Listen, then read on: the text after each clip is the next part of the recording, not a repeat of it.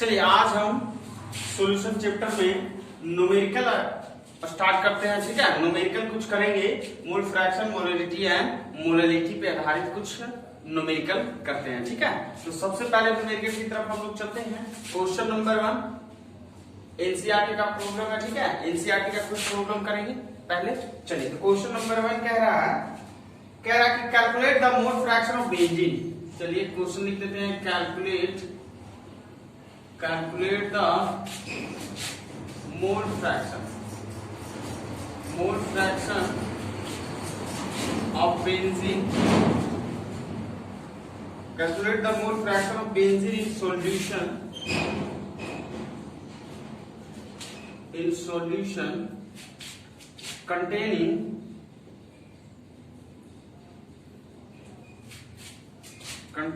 30% by mass। ठीक है, 30% by mass in carbon tetrachloride. चलिए इस क्वेश्चन को हम लोग करते हैं, देखते हैं इसका सॉल्यूशन क्या होगा। देखिए कह रहा है कैलकुलेट द मोल फ्रैक्शन। ठीक है, मोल फ्रैक्शन ऑफ बेंजीन निकालना है। चलिए, तो मोल फ्रैक्शन को हम लोग जीटा से सूचित करते हैं, तो मोल फ्रैक्शन ऑफ बेंजीन हमको क्या करना है, फाइंड करना है। फाइंड करेंगे।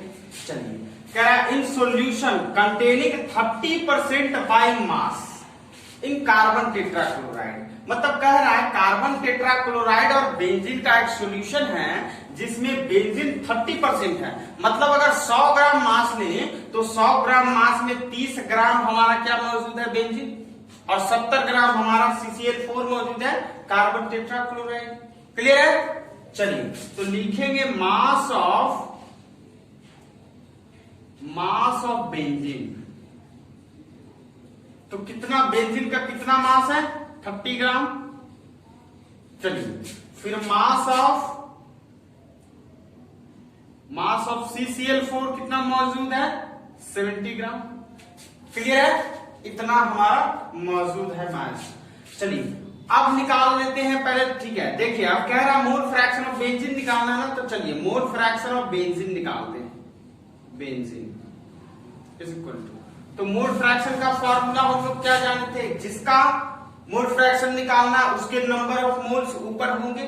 ठीक है, तो इसके यहां हो जाएगा number of moles of benzene, मतलब बेंजीन का कितना मोल है, plus upon total moles of solution. Solution में total moles, number of moles कितने मौजूद है, मतलब दोनों कंपोनेंट का मोल्स कितना है। तो number of moles of benzene, short में लिख देते हैं benzene plus number of moles of CCl4, यही होगा। चलिए अब इधर कैलकुलेशन हम लोग करेंगे। जीटा भी निकालना है, बेंजीन निकाल रहे हैं। चलिए कितना होता है, अब देखिए यहां देखिए नंबर ऑफ मोल्स निकालना है ना बेंजीन का।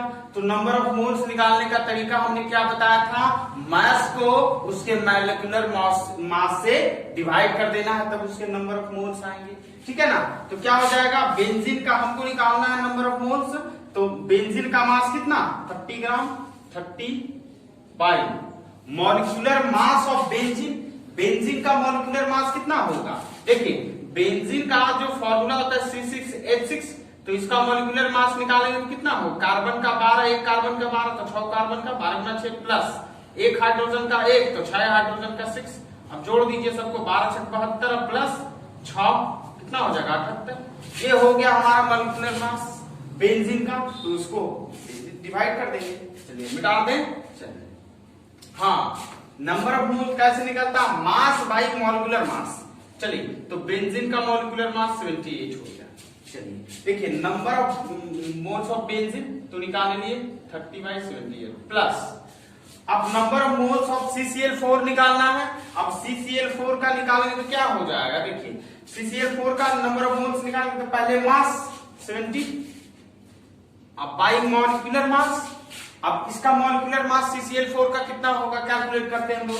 तो CCl4 का मॉलिक्यूलर मास कितना होगा, कार्बन का 12 प्लस, अब एक क्लोरीन का जो एटॉमिक मास होता है 13 मास 13.5 होता है। अब 4 एटम है, कितने होंगे, 4 से मल्टीप्लाई कर देंगे, चलिए मल्टीप्लाई करिए 12 प्लस, अब इसको जब कैलकुलेट करेंगे तो 5 1 20 0 5 1 20। चलिए तो ये हो गया हमारा 154 हो गया CCl4 का मॉलिक्यूलर मास। चलिए अब इसको कैलकुलेट करते हैं, चलिए ये हो गया। देखिए अब इसको थोड़ा सा क्या करते हैं, थोड़ा कुछ करते हैं काम। 3 से कटेगा 10, 3 से कटेगा 26, 2 से कटेगा 5, 2 से कट गया 13, तो ये भी 5, ये 30, क्लियर है। 6 से 13 6 78, 5 6 30, बस इसको काटते हैं। 5 से 2 से काटते हैं, 2 35 गुना 70, 2 से इसे काटेंगे तो 2 7 14 1 और 2 7 14, ठीक है। 7 से काटते हैं 11 7 77, 7 5 35, ये कट जाएगा। चलिए तो अब इसको कैलकुलेट करते हैं, कितना हो जाएगा 5/13 प्लस 5/11, इसको कैलकुलेट करेंगे तो हो गया 5/13। चलिए इसका एलसीएम करेंगे तो कितना हो जाएगा 13 × 11, चलिए 5 × 5, सॉरी ये कितना हो जाएगा, 13 से 13 मर गया, 11 × 5 55 प्लस 11 से 11 मर गया, 13 × 5 65। अब देखिए 13 से 13 मर गया, चलिए इतना छोटा छोटा कैलकुलेशन तो आता ही होगा, इतना हो गया। चलिए 5 हो गया, अब 11 नीचे है तो उसको ऊपर करेंगे, 11 ऊपर हो गया। चलो 55 प्लस 65 कितना हो जाएगा, ये 5 इधर गया तो 60 60 120, ठीक है। 120 हो गया, अब 120 हो गया 5 से इसको 24 25 20 से, मतलब 11/24, ठीक है। इधर मिटा रहा है, वीडियो को पॉज करके लिखिएगा आप लोग। चलिए मिटा रहे हैं, मिटा दें, कितना आ गया हमारा 11/24। अब 24 से डिवाइड कीजिए, ठीक है। 24 से डिवाइड कीजिएगा, जितना आएगा वही हमारा क्या हो जाएगा, आंसर हो जाएगा, ठीक है।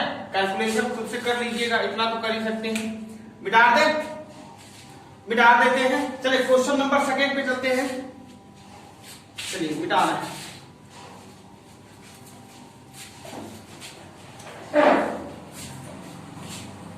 चलिए क्वेश्चन नंबर आपका 2 क्या कह रहा है भाई,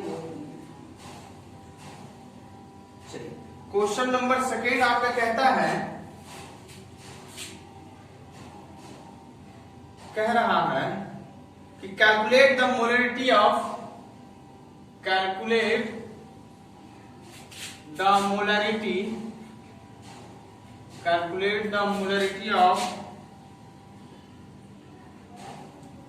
of each of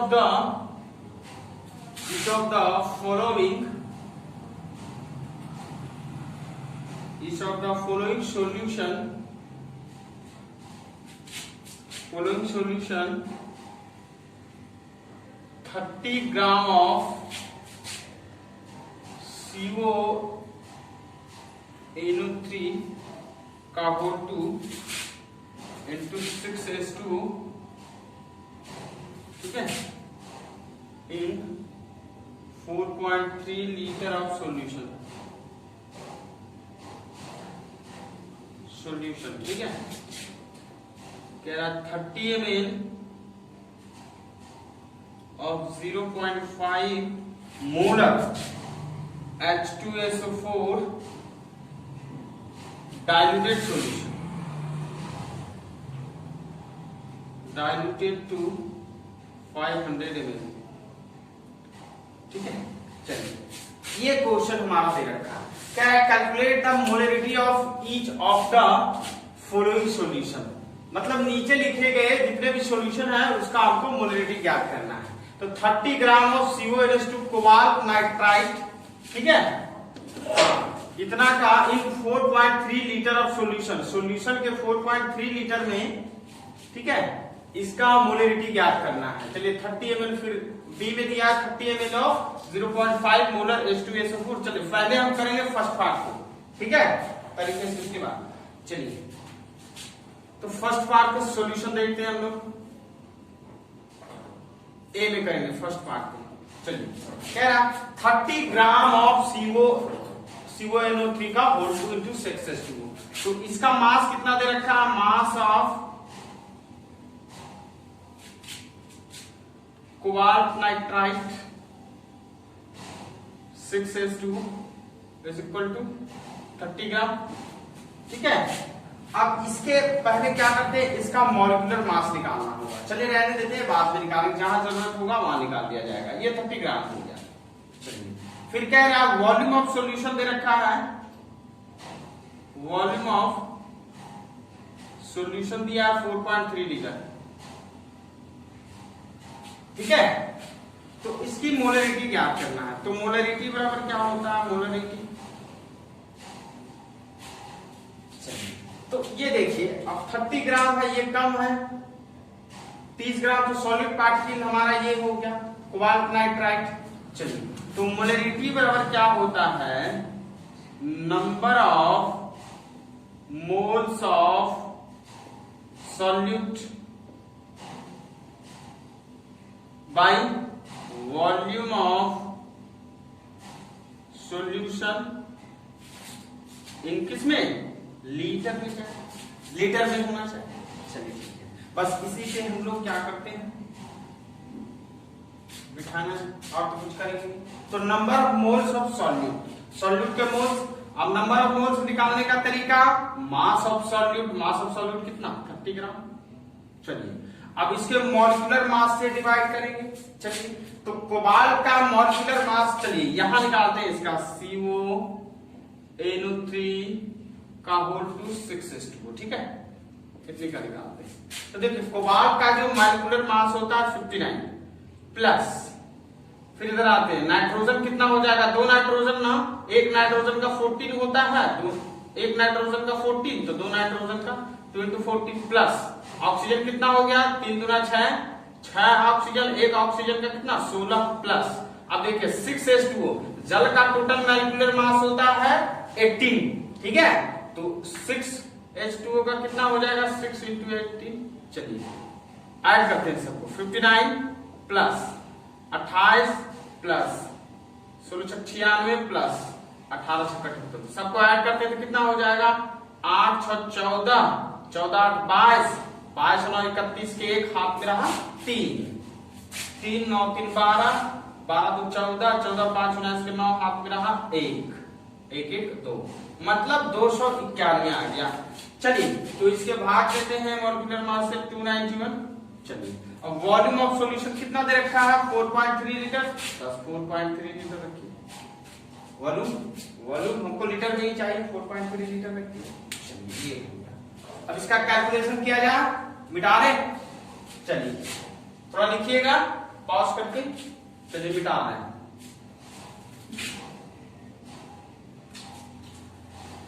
ओहो सेकंड पार्ट हमने मिटा दिया, चलिए कोई बात नहीं, कर लेंगे।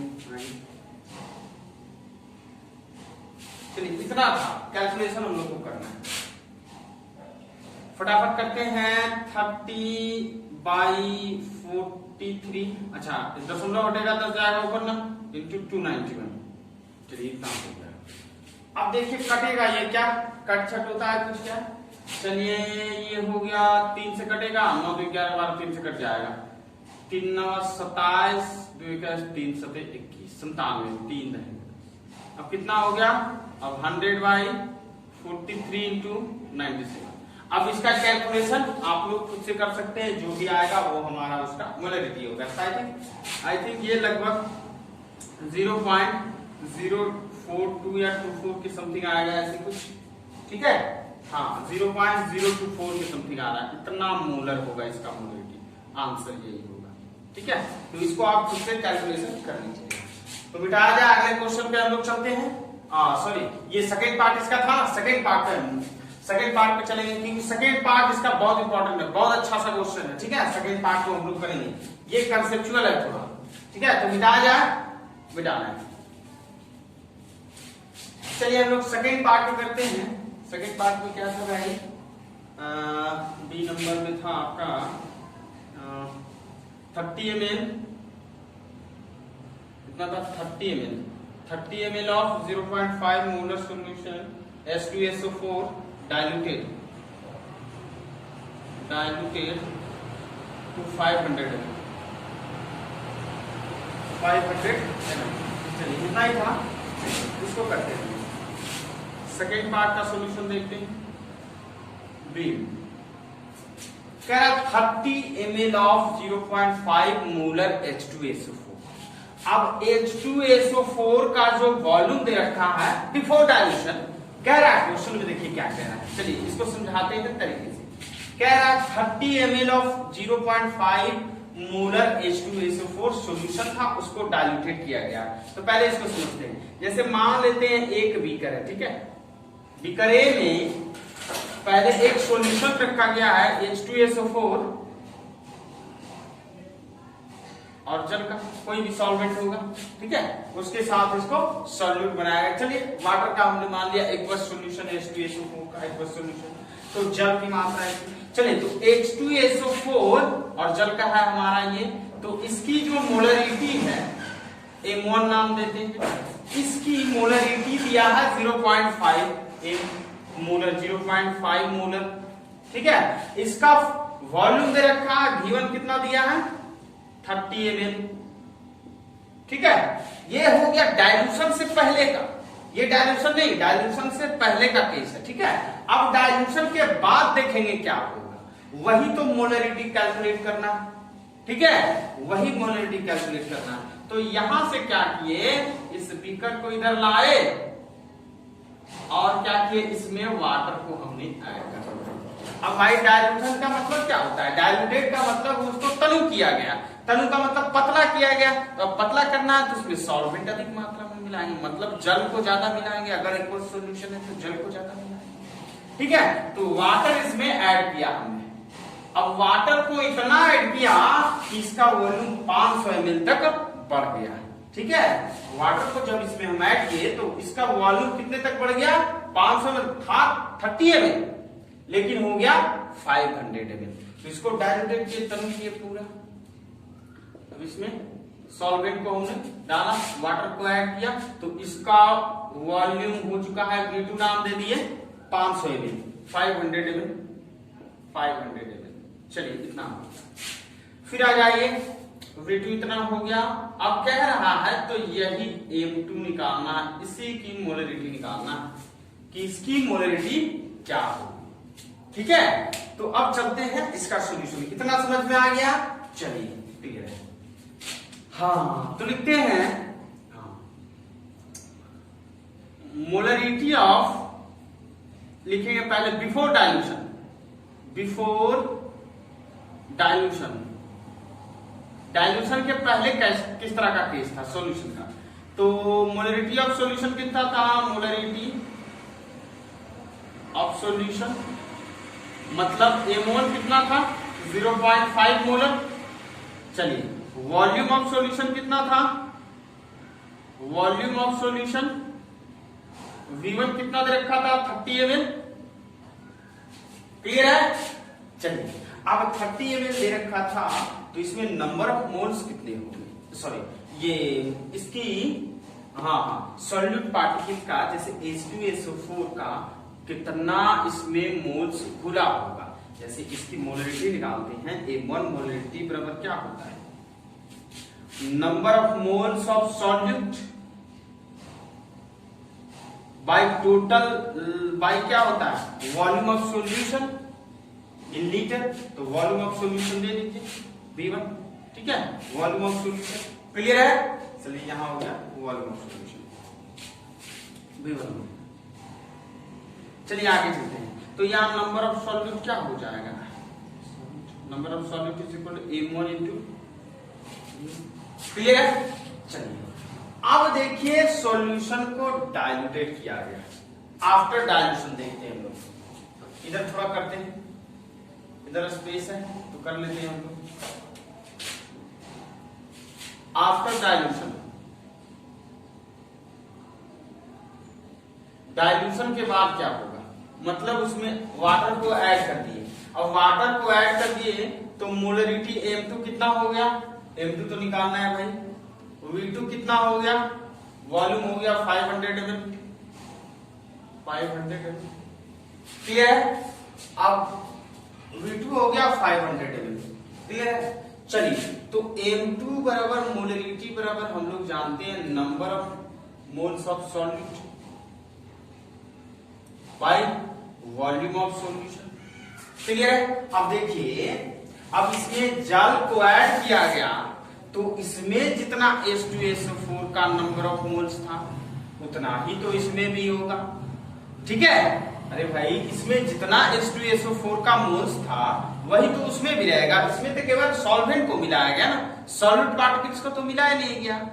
तो जितना H2SO4 का मोल्स, नंबर ऑफ मोल्स इसमें मौजूद होगा सॉल्यूट का, उतना ही इसमें सॉल्यूट के नंबर ऑफ मोल्स होंगे। मतलब दोनों का नंबर ऑफ मोल्स सॉल्यूट का कितना होगा, दोनों में सेम मात्रा में मौजूद होगा। वही करती है नंबर ऑफ मोल्स, तो number of moles of solute यहां भी निकाल लेते हैं। Number of moles of solute क्या हो जाएगा, M2V2, क्लियर है। चलिए ये हो गया M2V2।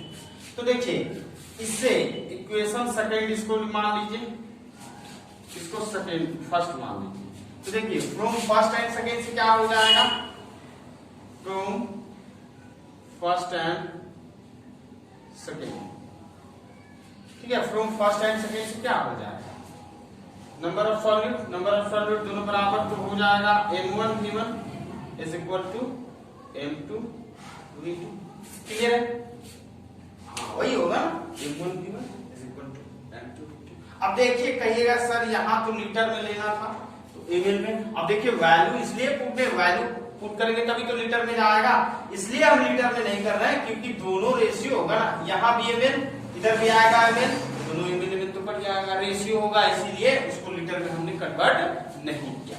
चलिए तो यहां से हम लोग क्या करेंगे, M2 निकालते हैं, M2 चाहिए था हमको, M2 इज इक्वल टू क्या हो जाएगा, M1V1 बाई V2, क्लियर है, V2। हाँ तो आ जाइए, M1 की वैल्यू कितना है, M1 की वैल्यू पता है क्या, 0.5 मोलर, V1 की वैल्यू कितना है 30 ml बाई V2 की वैल्यू कितना है 500 ml, 500 ml। देखिए ml से ml कट गया ना, इसीलिए हमने उसको लीटर में कन्वर्ट नहीं किया। अब देखिए यहां से दशमलव होता है 0 तो 1 0 1 0 कट गया, अब कटेगा 5 से 10। चलिए हो गया 3/800, तो इसकी मोलरिटी कितना हो गया 0.03 मोलर आंसर, ठीक है। तो ये हमारा हो गया इसका सॉल्यूशन। मिटाया जाए इसको, आगे किया जाए, ठीक है, इसको मिटा दें, समझ में आ गया। चलिए वीडियो पॉज करके लिख लीजिएगा, ओके।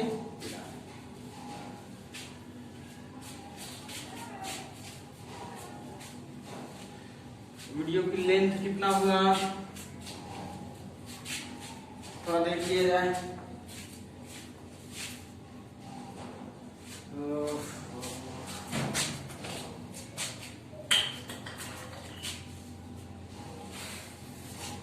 कुछ क्वेश्चन और किया जाए।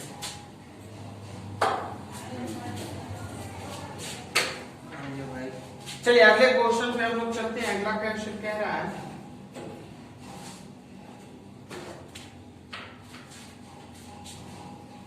चलिए अगले क्वेश्चन पे हम लोग चलते हैं।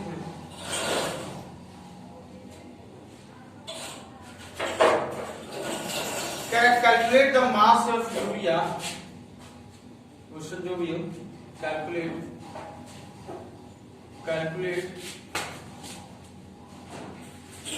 The mass of urea NH2CO NH2, ये हो गया यूरिया का फॉर्मूला हमारा NH2CO NH2 होता है, ठीक है। रिक्वायर्ड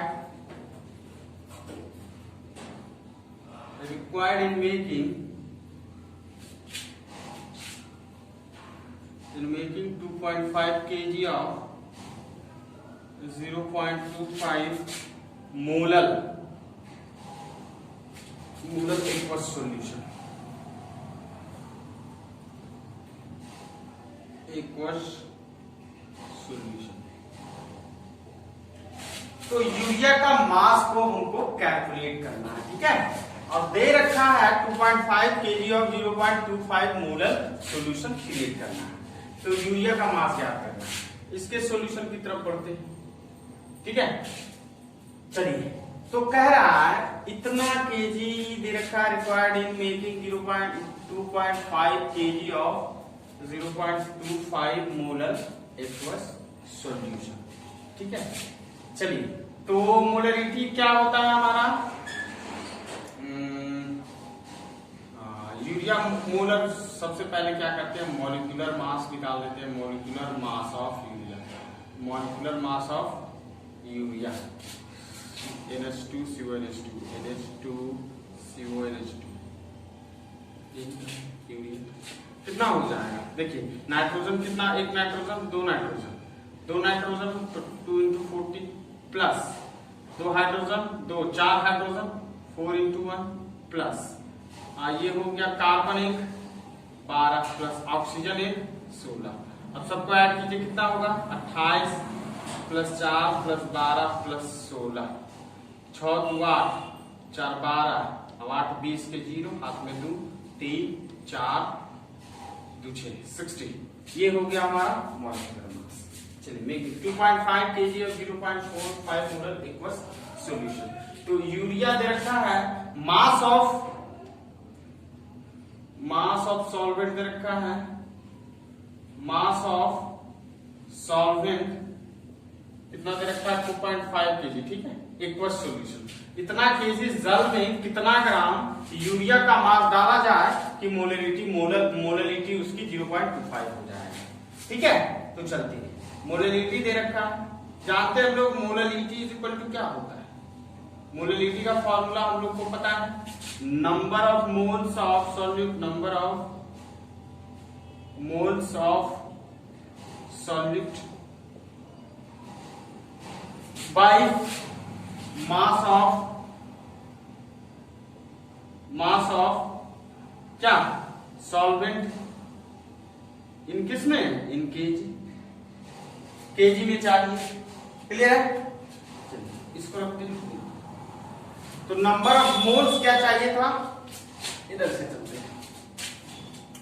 देखिए मोलरिटी कितना दे रखा है 0.25 मोलर, रख देंगे 0.25 मोलर। फिर आते हैं number of moles of solute, solute के नंबर ऑफ मोल्स कितने होंगे, अब मास ऑफ सॉल्यूट, अब मास सॉल्यूट क्या है, यूरिया का मास को पता नहीं है, तो बस मास को मान लेते हैं x by molecular mass of urea 60, तभी तो नंबर ऑफ मोल्स आप आएंगे, मास बटा मॉलिक्यूलर मास, क्लियर है। चलिए, अब मास ऑफ सॉल्वेंट चलते हैं, तो मास ऑफ सॉल्वेंट में कितना हो जाएगा, मास ऑफ सॉल्वेंट 2.5 kg दे रखा है, 2.5, क्लियर है। अरे भाई, मास ऑफ सॉल्वेंट कितना दिया है 2.5 kg ना, और ये 0.25, चलिए अब इसको कैलकुलेट करते हैं, ऊपर की तरफ आ जाते हैं, थोड़ा ऊपर मिटाया जाए, इधर आते हैं, इधर करते हैं 0.25 is equal to x by, देखिए 60 नीचे आएगा, 2.5 बाई 60, 2.5 इंटू 60, ये यहां से गया, ये इधर 6 मिनट, ये इधर से आ गया 100, क्लियर है, 100, तो 25 का 100 कितना हो गया, 1/4 is equal to x by कितना 25 इंटू 6, 2 2 जा 4, 2 3 जा 2 3 जा कितना 6, चलिए बची दिया 75, अब 75 को इधर लाएंगे तो 75 इधर, 75/2x, इसलिए x बराबर कितना आ जाएगा 47, 80, 5 गुना 4 कितना हो जाएगा, 2 से डिवाइड कीजिए, द्वितीय 6 1 15 14, 37.5 कितना 2.5 kg ऑफ मोलर सॉल्यूशन, ये हो गया हमारा मोलरिटी, मास हो गया केजी, इतना ग्राम हो जाएगा, ग्राम होगा ना, इतना ग्राम, तो 37.5 ग्राम यूरिया उसमें ऐड करेंगे तो हमारा 0.25 मोलर सॉल्यूशन बनेगा। मोलर, इसकी मोलरिटी 0.25 होगी। क्लियर है? चलिए, तो आज इतना ही रखा जाए, ठीक है। अगले वीडियो में कुछ न्यूमेरिकल्स चलेगा, उसके बाद वेपर प्रेशर का हम लोग लेक्चर देखेंगे, बहुत अच्छा इंपॉर्टेंट लेक्चर आने वाला है। धीरे धीरे कॉलिगेटिव प्रॉपर्टी में हम लोग इंटर करेंगे, ठीक है। मेन पार्ट आने वाला है सॉल्यूशन भाग का, ठीक है। तो इस पे एक और वीडियो न्यूमेरिकल पे चलेगा, ठीक है। ट्राई करते रहे घर में। All the best.